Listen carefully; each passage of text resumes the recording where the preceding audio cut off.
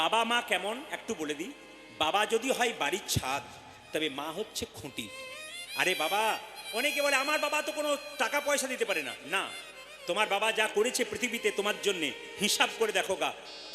তোমার বাবার জন্য তুমি পৃথিবী দেখলে, তোমার মায়ের জন্য তুমি পৃথিবী দেখলে। এই জন্য প্রত্যেকটি সন্তান যারা এখানে আছে, যাদের বৃদ্ধ বাবা বৃদ্ধা মা আছেন, সবার কাছে নিবেদন রইল, ওনাদেরকে সবাই একবার প্রণাম জানাবেন সকালবেলায়। ওনাদের আশীর্বাদ যদি পেয়ে যান, জীবন একবারে সুন্দর হবে। তাই বৃদ্ধ বাবা মা যারা বাড়িতে আছে তাদেরকে প্রণাম করবেন।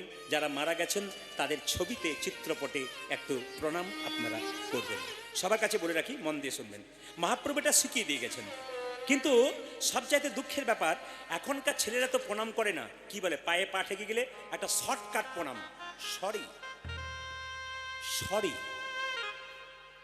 বাবার পায়ে পা ঠেকে গেছে, সরি। আর নোয়াতেও হয় না, লম্বা হয়ে শুতেও হয় না, দিব্যি শর্টকাট স্কিন টাচ প্রণাম। না কি বলছেন? হ্যাঁ, অনেক বাবারা হ্যাঁ বলেছে, একটু বলে যাই।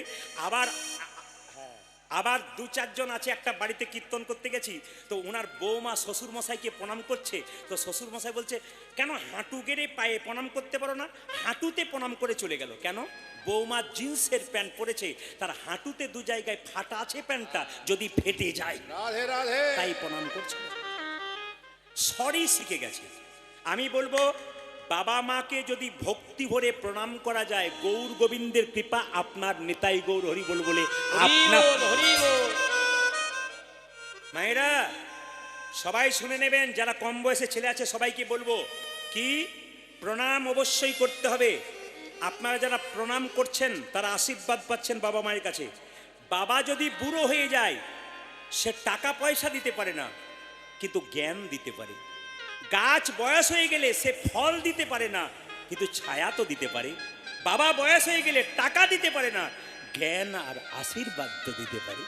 এই জন্য দেখে নেবেন, যার বাড়িতে বৃদ্ধ বাবা বৃদ্ধা মা বেঁচে আছেন, তার গর্ব করা উচিত। যেদিন চলে যাবে সেই দিন বুঝবেন আপনি কোন জায়গায় ছিলেন, কিসের আড়ালে ছিলেন। তাই শিক্ষামূলক কথাগুলো বলে যাই, আপনারা বাবা মাকে সম্মান দিন, তাহলে আপনার লাভ আছে। প্রণাম যখন করবেন তখন নিয়ম আছে কিন্তু।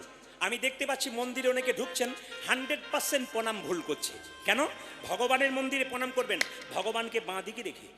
দেবদেবীর মন্দিরে প্রণাম করবেন, দেবদেবীকে ডান দিকে রেখে। সাধুগুরু বৈষ্ণবকে প্রণাম করবেন কি করে? সবাই লক্ষ্য করুন, সাধুগুরু বৈষ্ণবকে প্রণাম করবেন সোজা, বাবা মাকে প্রণাম করবেন সোজা।